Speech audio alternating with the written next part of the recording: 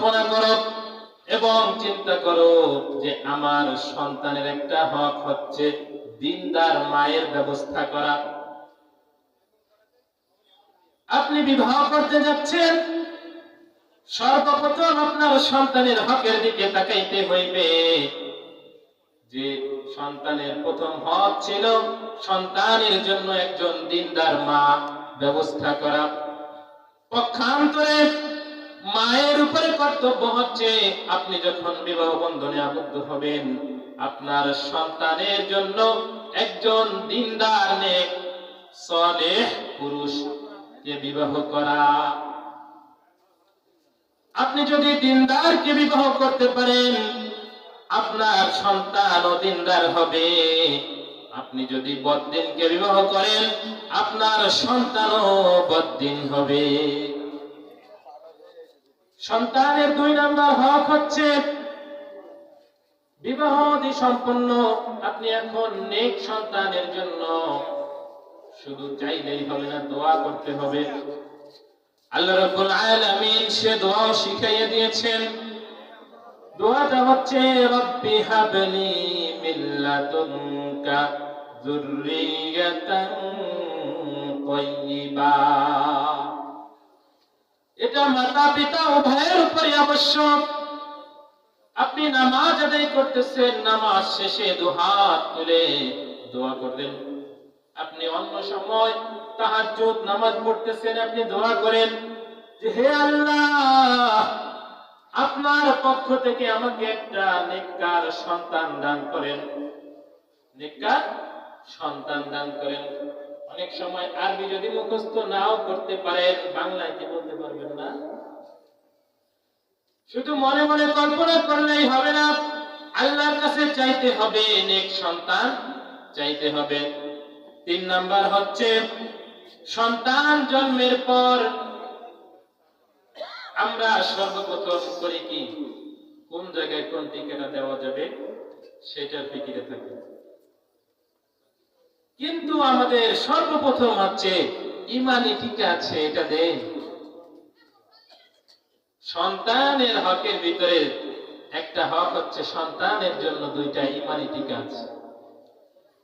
1 number ইমানি টিকা হচ্ছে সন্তান যখন জন্মগ্রহণ করবে আপনার সন্তান জন্মগ্রহণ করার সাথে সাথে ডান কানে আল্লাহু আকবার আল্লাহু আকবার আল্লাহু আকবার আল্লাহু আকবার এভাবে আযানের বাক্যগুলো শেষ পর্যন্ত বলতে হবে।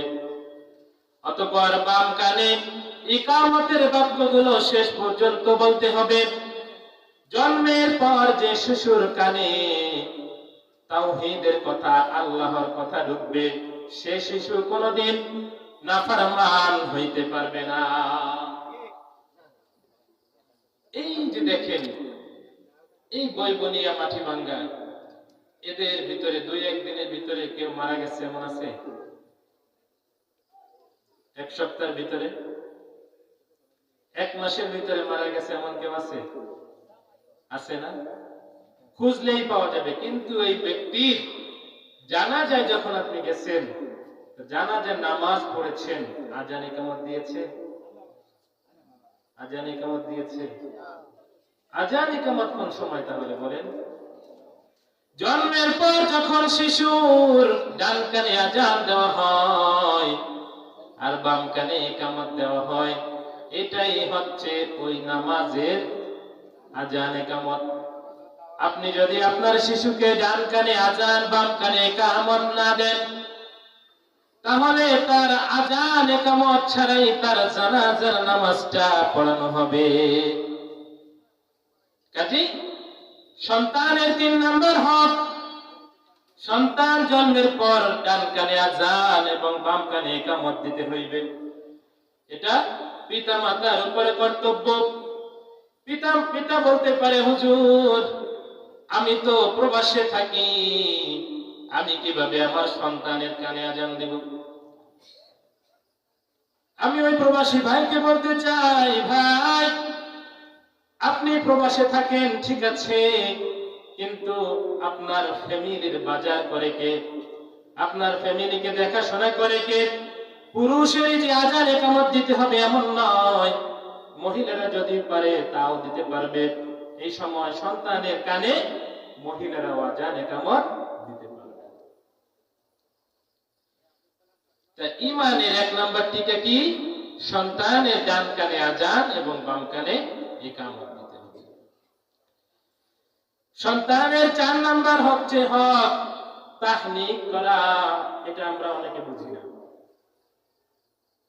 অনেক সময় দেখবেন কোন শিশু জন্মগ্রহণ করলে শিশুকে আল্লাহওয়ালা লোকদের কাছে নিয়ে যায় এবং খেজুর চিবিয়ে ওই বাচ্চার মুখে দিয়ে দেয়, বরকতের জন্য, দোয়ার জন্য এটা দেওয়া সুন্নাত।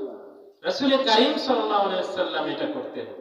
কাজেই সন্তানের জন্ম যখন হইবে, আপনি কোন আল্লাহওয়ালা লোক থেকে আপনি তাকে তাহনিক করাইবেন। 4 নাম্বার হক গেছে, এবার হচ্ছে 5 নাম্বার হক আকিকা করা। সন্তানের আকিকা করা। আমরা পিতা মাতারা অনেক সময় সন্তানের আকিকা করি না, আকিকা বুঝি না। কিন্তু আকিকা না করলে তো নবীজির সুন্নাত থেকে আপনি মাহরুম হইবেন, সন্তানের হক থেকে আপনি বঞ্চিত হইলেন। আপনি সন্তানের হক যদি আদায় না করেন, এই সন্তান বড় হয়ে আপনার হক আদায় করবে না। 6 নাম্বার হক হচ্ছে সন্তানের ভালো নাম রাখা। আজকাল দুনিয়ার ভিতরে দেখা যায় যে এমপি, মিনিস্টার বা রাজা বাদশাদের নাম রাখে, কিন্তু ভালো নাম রাখে না। ভালো নাম না রাখলে কি ক্ষতি হইতে পারে? ছোট্ট একটা ঘটনা দেখেন। আশরাফ আলী থানভী রাহমাতুল্লাহ আলাইহি তার কিতাবের ভিতরে একটা ঘটনা উল্লেখ করেন। ইন্ডিয়ার এক মুসলমান এত বড় লোক যে তিনি একবার সফরে যাইবেন। সফরে যাওয়ার সময় তিনি পরিকল্পনা করলেন যে একজন সঙ্গী নিয়ে গেলে তো ভালো হয়, একা একা আমি তো কষ্ট হয়ে যাবে। তো চাকরকে ডাক দিয়ে বললেন, ও চাকর, তুমি আমার সাথে অমুক দিন সফরে যাইবা। এই দিন ঠিক হইল। অতঃপর তিনি ট্রেনের টিকিট কাটলেন নিজের জন্য। ওই বড়লোক মুসলমান নিজের জন্য ফার্স্ট ক্লাসে ট্রেনের টিকিট কাটেছে, আর ওই যে খাদেম ছিল, চাকর ছিল, তার জন্য থার্ড ক্লাসে অর্থাৎ শেষে একটা টিকিট কেটেছে। যখন রওনা হলেন, মালিক তার ব্যাগ খাদেমকে দিয়ে বললেন, খাদেম, তোমার টিকিট অমুক বগিতে আছে, তোমার সিট অমুক বগিতে, তুমি আমার ব্যাগটা নিয়ে যাও, অমুক স্টেশনে আমি নামবো। যখন আমি নামবো তোমাকে যেন আমার ডাকা না লাগে, তুমি আমার ব্যাগ নিয়ে নিজেই চলে আসবা, তোমাকে আমি এনেছি ব্যাগ বহন করার জন্য। ট্রেন যখন চালু হলো, কিছু দূর যেতে না যেতেই ওই যে মুসলমান, বড়লোক মুসলমান, তার পেট খারাপ হয়ে গেল। সমস্ত ট্রেনের বগিটা নষ্ট হয়ে যাচ্ছে। এমন সময় লোকেরা চিন্তা করলো, এই ভাইকে যদি আমরা পরের স্টেশনে রেখে যাই, তাহলে কোনো মানুষ ধৈর্য নিয়ে হইলেও তাকে চিকিৎসা করাইবে। কিন্তু এভাবে যেতে যেতে লাস্ট স্টেশন পর্যন্ত তিনি বাঁচবে কিনা তার গ্যারান্টি নাই। অতঃপর লোকেরা তাকে ওই স্টেশনে নামাইয়া দিল। কিন্তু খাদেম তিনি তো অমুক স্টেশনের অপেক্ষা করতেছে, তিনি এদিক দিয়ে কিছুই জানে না। যখন তাকে নামাইয়া দেওয়া হইল, সারা স্টেশন ফাঁকা হয়ে গেল। দূর থেকে একজন কুলি দেখতেছে, হিন্দু কুলি, যে ওই যে একটা লোক অসুস্থতায় কাতরাচ্ছে। তিনি দৌড়ে কাছে আসলো এবং বলল, ভাই আপনার নাম কি? তিনি যদি তার চিকিৎসা করতে পারে তাহলে তো মোটা অঙ্কের টাকা পাওয়া যাবে। তিনি জিজ্ঞাসা করলো, ভাই আপনার নাম কি? অসুস্থ ব্যক্তি এত আস্তে বলতেছে যে তিনি শুনতে পান না। তিনি নিজের কানটা হাদিসের কিতাবের ভিতরে লেখে এইভাবে তার কানের মুখের লগে লাগাইছে, এরপরে শুনে যে আমার নাম আব্দুর রহমান। অতঃপর তিনি হিন্দু, যেহেতু তিনি হিন্দু, তিনি মুসলমান এই নাম কোনোদিন শুনে নাই। তিনি চলে গেলেন। কিছুক্ষণ যেতে না যেতেই লোকটা মারা গেল। প্রতিমধ্যে হিন্দুরা জড়সড় হয়ে তাকে চিতায় আগুন দেওয়ার জন্য নিয়ে যাচ্ছিল, কিন্তু তার মুখে ছিল দাঁড়িয়ে। এমন সময় মুসলমানরাও আসে এবং বলে যে আমরা তার জানাজা করব, জানাজা করে তাকে দাফন করব। কেউ কারো ছাড় দেয় না। দুই দলের ভিতরে যখন ঝগড়া লেগে যায়, এমন সময় ওই কৌলি দৌড়াইয়া আসে আর বলে যে এটা মুসলমানদের অধীনে যাবে, ইনি মুসলমান। দেখেন নামের আছে না? তো বলল যে হে কৌলি, তুমি কিভাবে জানো যে ইনি মুসলমান? তিনি বললে যে একটু আগে যখন তিনি জীবিত ছিল আমি তাকে তার নাম জিজ্ঞাসা করেছি, তিনি বলেছে আব্দুর রহমান। আব্দুর রহমান তো কোন হিন্দুর নাম হইতে পারে না, তিনি মুসলমান। তোমরা ছেড়ে দাও, মুসলমানরা তাকে নিয়ে যাক। এই ব্যক্তি যদি নামটা তার হিন্দুর সাথে সামঞ্জস্য থাকতো, নামটা যদি খ্রিস্টানদের সাথে সামঞ্জস্য থাকতো, তিনি দুনিয়াতে থাকা অবস্থায় চিতার আগুনে পুড়তে হইতো না। কাজেই আমরা সন্তানের নাম যখন রাখবো, অনেক সময় দুই তিনটা নাম রাখি, একটা ভালো নাম একটা খারাপ নাম। এটাও করবো না। আমরা নাম রাখবো সাহাবা ইকরামের নাম, আমরা নাম রাখবো যেটা ইসলামিক নাম ওইটা রাখবো। এক কবি তার কবিতার ভিতরে রেখে, চল রহি হ্যায় এক মুসলমান সাথ উসকি বৈরাগী, হায় নেহি মুসলিম কিধর হি হায় দরি बैराग की, सब लोगों में दे रहा है बैरागों को अस्सलाम, हाय मुसलमान क्या तुम्हें फिर भी शर्म आता नहीं। কবি বলতেছেন এক মুসলমান ব্যক্তি আর এক হিন্দু ব্যক্তি দুইজনে একসাথে চলতেছিলেন। মুসলমান ব্যক্তির দাড়ি ছিল না, কিন্তু হিন্দু বৈরাগী তার দাড়ি ছিল।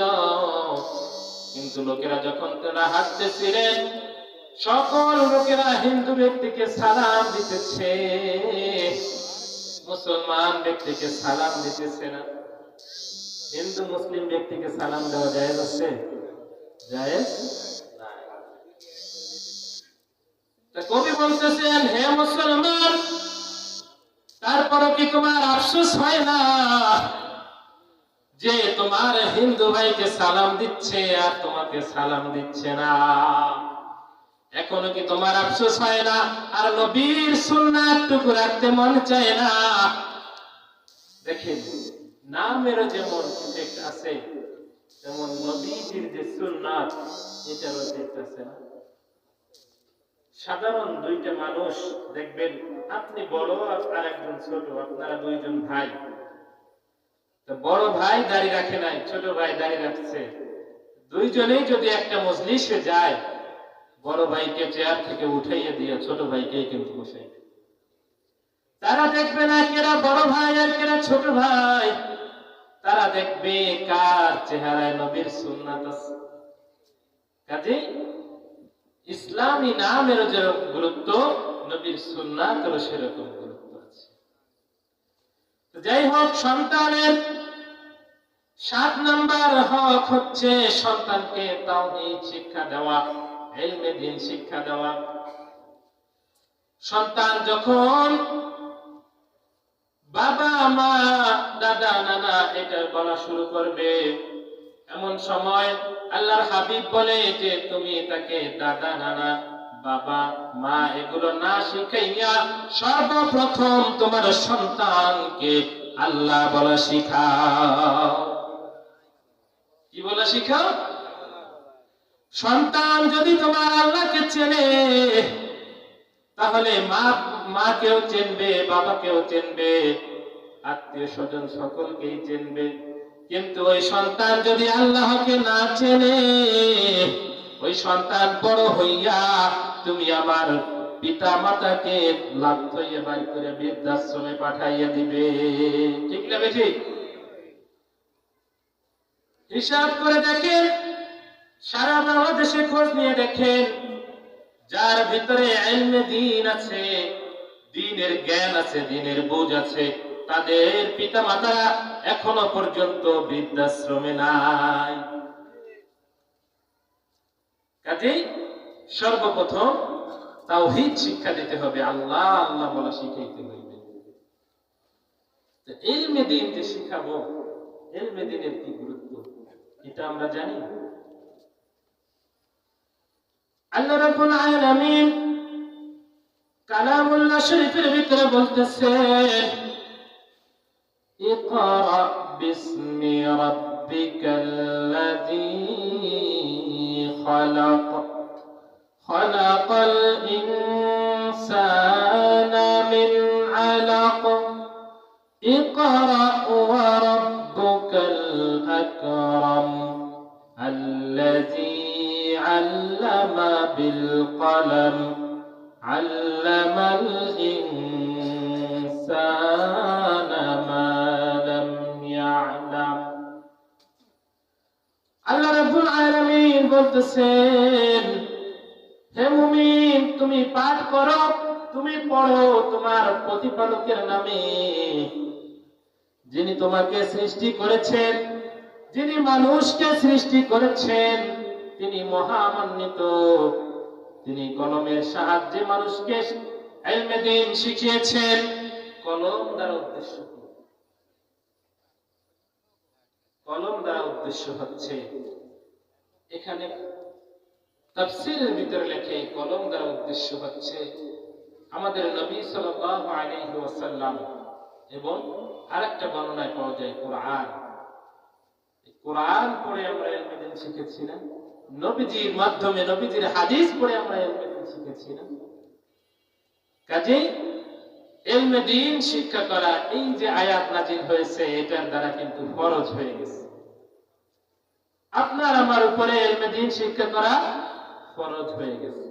এখন জানতে হবে যে ফরজ কতটুকু, ইলমে দ্বীন শিক্ষা করা ফরজ। মাওলানা মুফতি আলেম হওয়া কি ফরজ? না। সমাজের কিছু লোক যদি আলেম হয়ে যায়, মাওলানা মুফতি হয়ে যায়, তাহলে আপনার আমার উপর থেকে এটার ফরজিয়া শেষ হয়ে যাবে।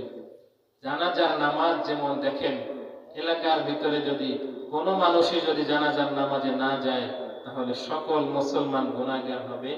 আবার কোন মুসলমান যদি যায়, তাহলে সকলের থেকে আদায় হয়ে যাবে। কিন্তু ফরজ কতটুকু?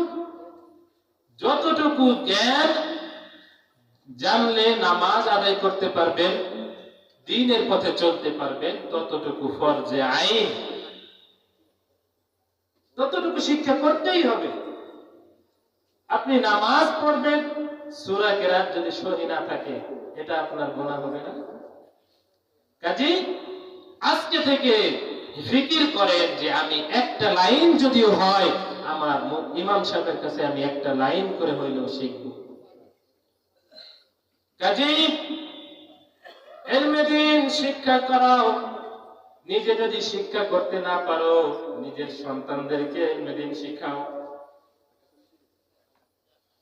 অপর একটা আয়াতের ভিতরে আল্লাহ রাব্বুল আলামিন বলতেছেন, কুল হাল ইয়াস্তাবিল্লাযীনা ইয়া'লামুনা ওয়াল্লাযীনা লা ইয়া'লামুন। সূরা জুমার 229 নম্বর আয়াতের ভিতরে বলতেছে যে, হে মুসলমানগণ, তোমরা ভেবে চিন্তে দেখো, যারা জানে আর যারা জানে না, অর্থাৎ যাদের ভিতরে ইলমে দ্বীনের জ্ঞান আছে আর যাদের ভিতরে ইলমে দ্বীনের জ্ঞান নাই, তারা কখনো সমান হইতে পারে? তারা কখনো সমান হইতে পারে না।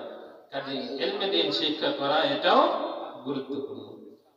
হাদিস শরীফের ভিতরে লেখে মান সালাকা তরিকান ইয়ালতামিসু ফীহি ইলমান সাহহালাল্লাহু লাহু বিহি তরিকান ইলাল জান্নাহ। যে ব্যক্তি ইলমে দ্বীন শিক্ষার উদ্দেশ্যে কোন পথ অবলম্বন করলো, আল্লাহ রাব্বুল আলামিন তার জন্য জান্নাতের পথ সহজ করে দিল। সুবহানাল্লাহ বলতে কষ্ট হয়? আপনি ইলমে দ্বীন শিক্ষা করতে পারেন নাই, এখন বয়স হয়ে গেছে, আফসোস নাই, আপনি এখনো সময় আছে, এখনো সময় আছে। আলিফ থেকে শুরু করেন। এই যে হাদিস বলেছেন সহিহ হাদিস, আপনি আলিফ থেকে শুরু করলেও আল্লাহ রাব্বুল আলামিন কি বলেছেন? আপনার জান্নাতে যাওয়ার পথ সহজ করে দিবে। শুধু তাই নয়, হযরত সাফওয়ান ইবনে আসাল রাদিয়াল্লাহু তাআলা আনহু বলেন, যারা ইলমে দ্বীন শিক্ষা করে তাদেরকে ফেরেশতারা নূরের পর্দা দ্বারা বেষ্টন করে রাখে। তাদের যারা যখন হাঁটাচলা করে জমিনের ভিতরে, ফেরেশতারা তাদের নূরের পর্দা তাদের পায়ের তলে বিছিয়ে দেয়। তারা যখন রোদের ভিতরে হাঁটাচলা করে, ফেরেশতারা তাদের পর্দা তাদের মাথার উপর থেকে বিছিয়ে দেয়। সুবহানাল্লাহ। ইলমে দ্বীন শিক্ষা করার কোনো বয়স আছে? বয়স নাই। মুসলিম শরীফের 1631 নম্বর হাদিসের ভিতরে লেখে, মানুষ যখন মারা যায় তিনটা সম্পদ ব্যতীত তার কোন সম্পদ তার কাজে আসে না। সেই তিনটা সম্পদ হচ্ছে, এক নম্বর সম্পদ সদকায়ে জারিয়া। মৃত্যুর পর আপনি দুনিয়াতে যত সদকা করেছেন, সদকায়ে জারিয়া যেগুলো আছে, মৃত্যুর পর এটা আপনার আমলনামায় কাজে আসবে না। আর দুই নাম্বার হচ্ছে এমন ইলম যা দ্বারা অন্যরা উপকৃত হইতে পারে, অর্থাৎ আপনি ইলমে দ্বীন শিক্ষা করেছেন, শুধু এটাই না, আপনি আপনার টাকা দিয়ে একটা সন্তানকে ইলমে দ্বীন শিক্ষা করাইতেছেন, এটাও উদ্দেশ্য। আর তিন নাম্বার হচ্ছে এমন নেক সন্তান যে পিতা মাতা মৃত্যুর পর পিতা মাতার জন্য দোয়া করে। ওই যে শুরুতে বলেছিলাম, আপনি যদি সন্তানের হক ঠিকমতো আদায় করেন, ওইটাই হবে আপনার নেক সন্তান। আর এই নেক সন্তান যখন আপনি মৃত্যুবরণ করবেন, মোনাজাতে হাত তুলতে দেরি, আপনার আমার কথা স্মরণ করতে দেরি হবে না।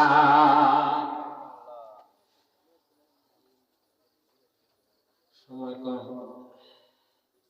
নবীজি সাল্লাল্লাহু আলাইহি ওয়াসাল্লামের আরেকটা হাদিস, একবার নবীজি সাল্লাল্লাহু আলাইহি ওয়াসাল্লাম আবু যর গিফারিকে ডেকে বলে, আবু যর। আবু যর যখন সামনে আসে, ডাক দিয়ে বলে, হে আবু যর, তুমি কোরআনের একটা আয়াত যদি শিক্ষা করো, তাহলে তোমার জন্য 100 নফল নামাজের থেকেও উত্তম হবে ওই কোরআনের আয়াত শিক্ষা করা। শুধু তাই নয়, তুমি যদি ইলমে দ্বীনের একটা অধ্যায় শিক্ষা করো, তাহলে আমি আল্লাহ তোমাকে 1000 রাকাত নফল নামাজের সওয়াব দিব এর পরিবর্তে। ইলমে দ্বীন শিক্ষা করা, এটা নফল নামাজ পড়ার থেকে উত্তম না?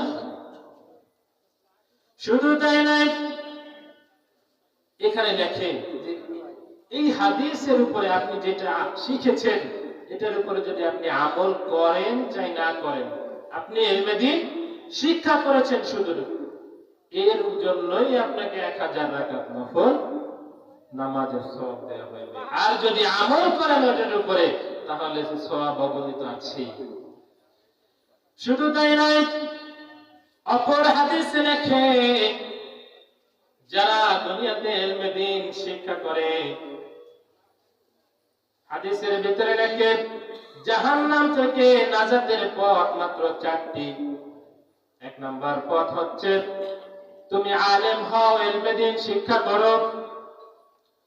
তুমি যদি এটাও না পারো তাহলে তুমি আলেমের ছাত্র হও। তুমি যদি আলেমের ছাত্র না হইতে পারো তাহলে আলেমের সোহবতে থাকো। 1 নাম্বার ছিল আলেম হও, সেটা যদি না পারো তুমি আলেমের ছাত্র হও, আর সেটাও যদি না পারো তাহলে আলেমের সোহবতে থাকো।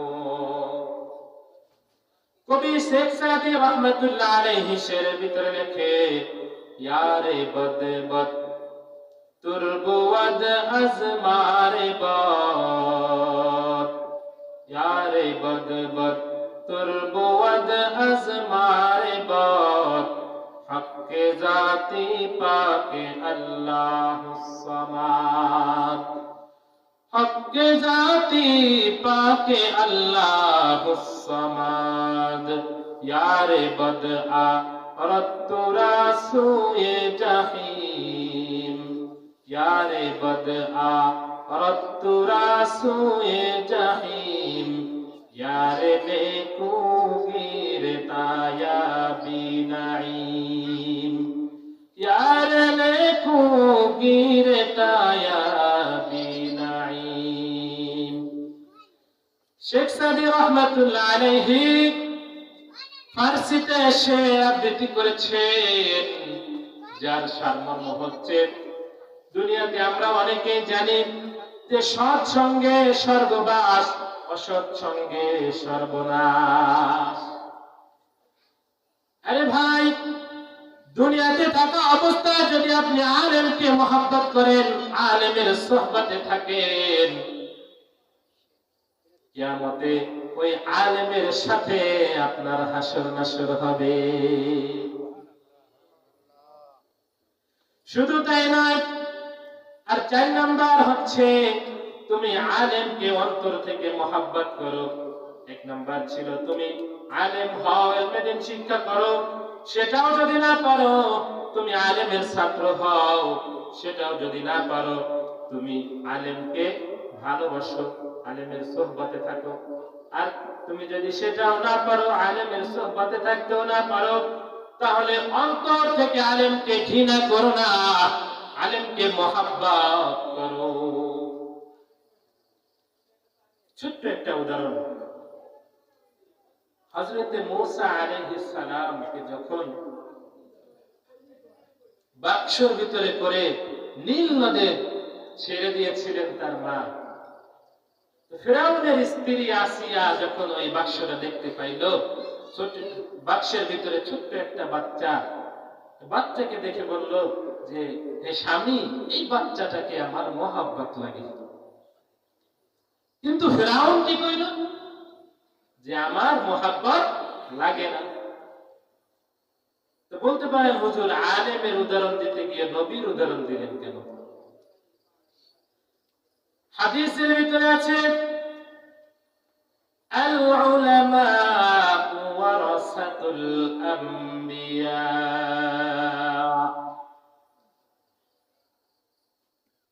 আলেমগণই নবীগণের ওয়ারিস। এই হাদিস শুনেছেন না?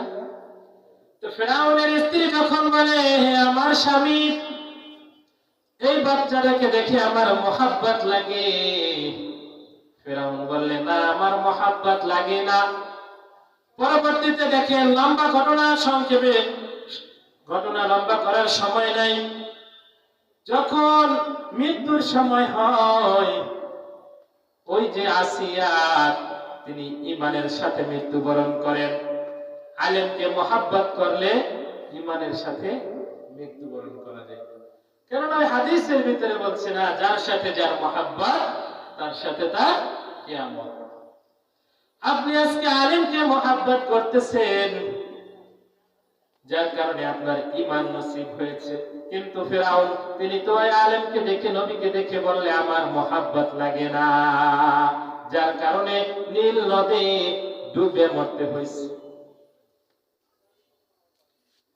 এটা ছিল দুনিয়াবি ফায়দা, যে আপনি ইলমে দ্বীন শিক্ষা করলে বা ইলমে দ্বীন যারা শিক্ষা করে তাদেরকে মোহাব্বত করলে কতটুকু ফায়দা হইতে পারে।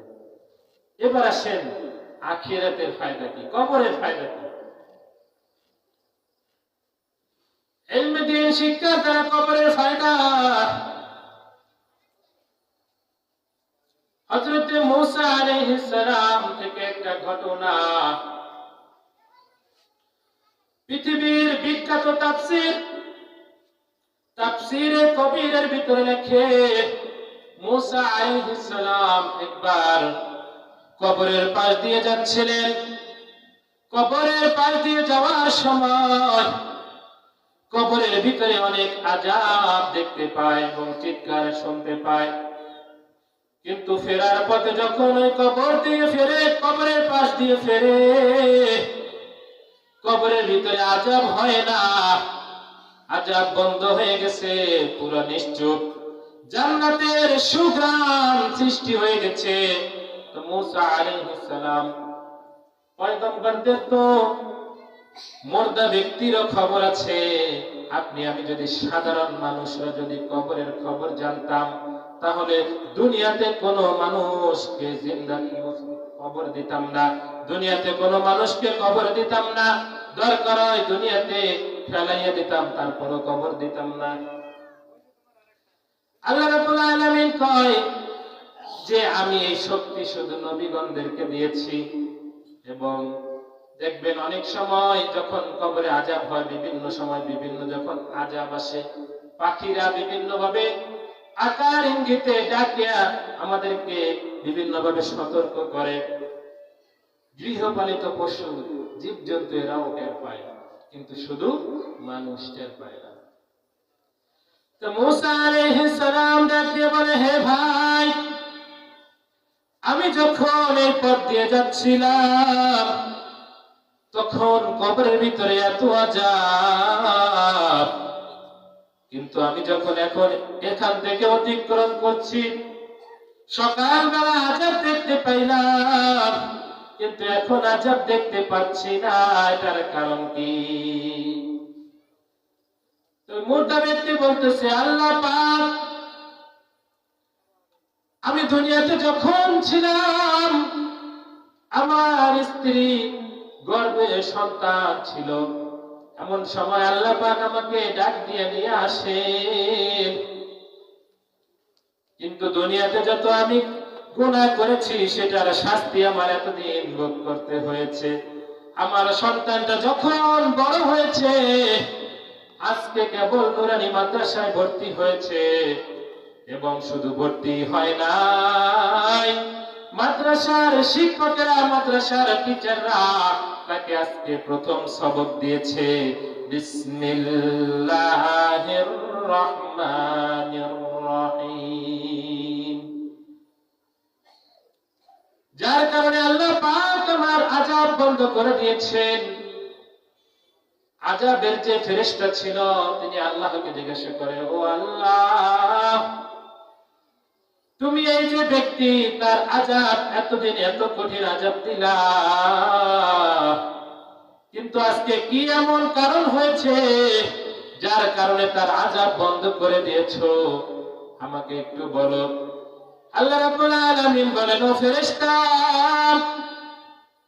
এই ব্যক্তি যখন দুনিয়াতে ছিল তার স্ত্রী অন্তঃসত্ত্বা ছিল, আজকে কেবল তার সন্তানকে মাদ্রাসায় দেওয়া হয়েছে, আর তার সন্তান পড়েছে বিসমিল্লাহির রহমানির রহিম।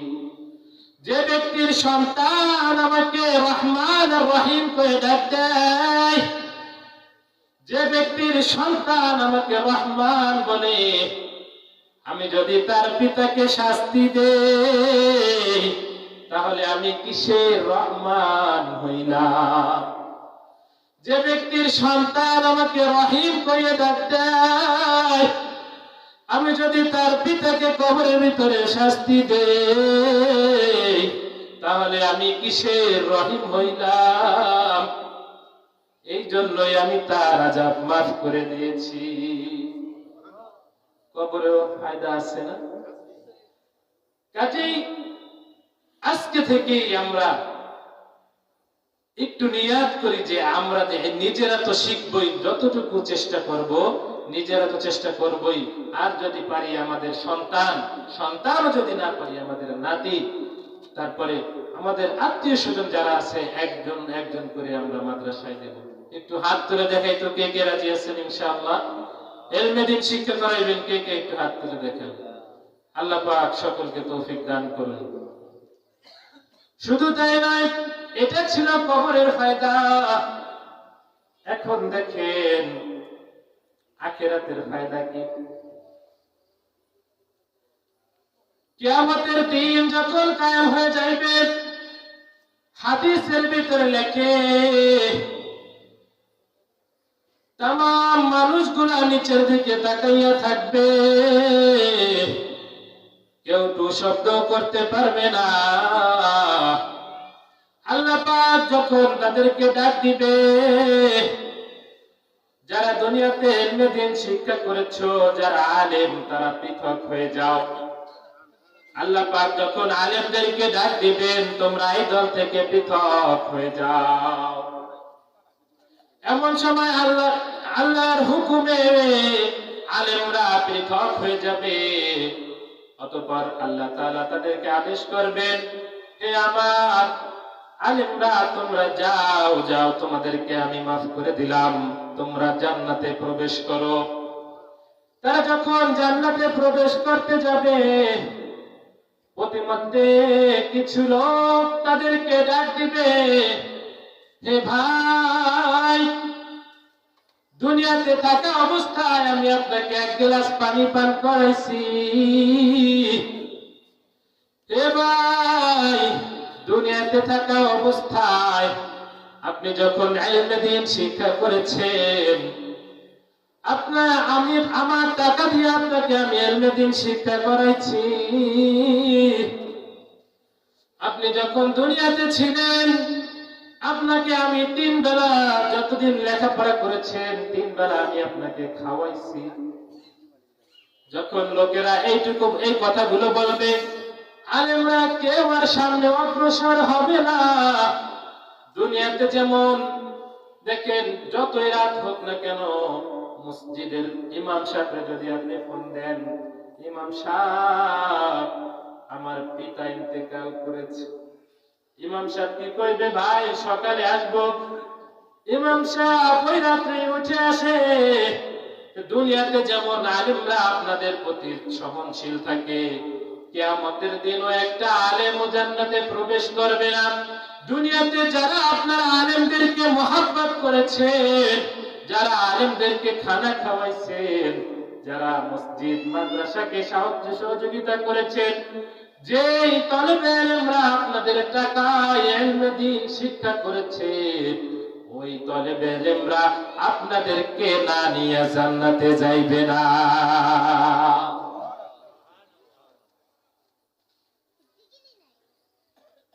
তাই আলেমদেরকে মহব্বত করা প্রয়োজন আছে কিনা?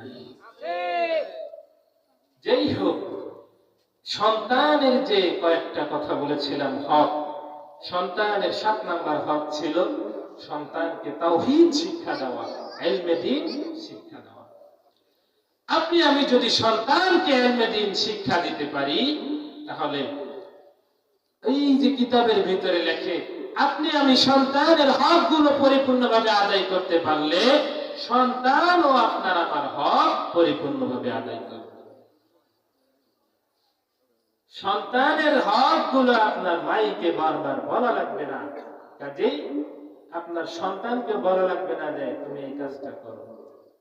আপনি যদি আলেমকে মহব্বত করেন আর নিজের সন্তানকে আলেম ইলমে দ্বীন শিক্ষা দেন, তাহলে এই সন্তান দেখবেন দুনিয়াতে থাকা অবস্থায় তো আপনার বিভিন্ন ফায়দা আছেই, আর আপনি যখন মৃত্যুবরণ করবেন, আমরা তো মাদ্রাসার টিচার অনেক সময় দেখা যায় অনেক অভিভাবক আসে কাইন্দে দেয় যে হুজুর, আমরা শুধু এতটুকু চাই যে আমার সন্তানটা যেন আমার জানাজার নামাজটা একটু পড়াইতে পারে, আমার সন্তানটা যেন আমি মারা গেলে 3 বার সূরা ইখলাস করতে পারে, 2 ফোঁটা চোখের পানি মসজিদে বসে ফেলতে পারে, যেটা আমার পরবর্তীতে কাজে আসবে। কে কে রাজি আছে এই সন্তানকে ইলমে দ্বীন শিক্ষা করানোর জন্য?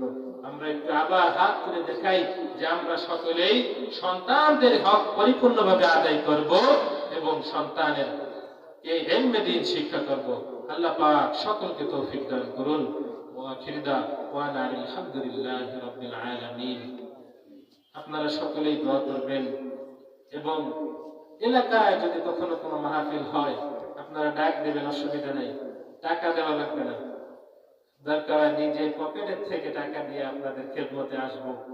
আপনাদের যে যোগ্যতা আছে আমি মনে করি আমার সেই যোগ্যতাটুকু নাই। কাজেই আপনারা নিজের সন্তান মনে করে সব সময় কাছে রাখবেন আর দোয়া করবেন যেন আরো বেশি করে দ্বীনের খেদমত করতে পারি এবং ইলমে দ্বীন পরিপূর্ণভাবে সহি সালামতে শিখতে পারি এবং শিখাইতে পারি। আল্লাহ রাব্বুল আলামিন আমল করার তৌফিক দান করুন।